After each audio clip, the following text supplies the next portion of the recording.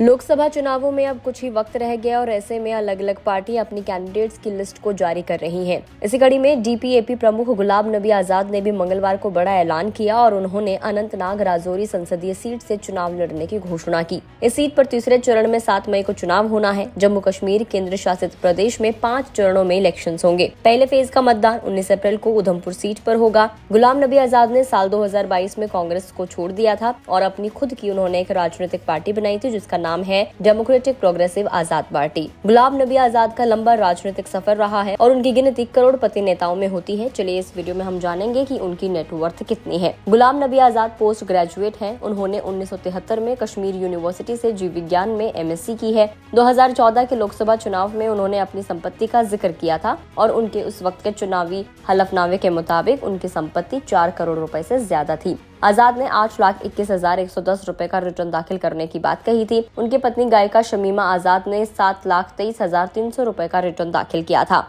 इसके अलावा बेटी सोफिया का इनकम टैक्स रिटर्न भी 6,01,880 रुपए था। चुनावी हलफनामे में गुलाम नबी आजाद ने परिवार के पास 2,23,89,790 रुपए की अचल संपत्ति होने की बात कही थी। इसमें गुलाम नबी आजाद के पास 57,92,733 रुपए की अचल संपत्ति, पत्नी शमीमा की 1,49,91,472 रुपए की संपत्ति और बेटी की 16,05,385 रुपए की अचल संपत्ति शामिल थी। परिवार के पास महाराष्ट्र के वशीम में 2.5 एकड़ की जमीन है। इस निर्वाचन क्षेत्र का आजाद ने 2 बार लोकसभा में प्रतिनिधित्व भी किया। इसके अलावा उन्होंने दिल्ली के फ्रेंड्स कॉलोनी में एक फ्लैट और हैदरपुरा श्रीनगर में एक आवासीय घर होने की बात भी कही थी। आजाद पर उस वक्त कोई देनदारी भी नहीं थी। जाते जाते आपको बता दें कि गुलाम नबी आजाद जम्मू कश्मीर के सीएम भी रह चुके हैं। अब उन्होंने अनंतनाग राजौरी निर्वाचन क्षेत्र से लोकसभा चुनाव लड़ने का ऐलान किया है। आजाद ने साल 2022 में कांग्रेस से अपना पुराना नाता तोड़ लिया था। कांग्रेस के साथ वो 5 दशक के लंबे समय तक जुड़े रहे थे। इस नाते को खत्म करने के बाद उन्होंने डेमोक्रेटिक प्रोग्रेसिव आजाद पार्टी नाम का अलग से अपना एक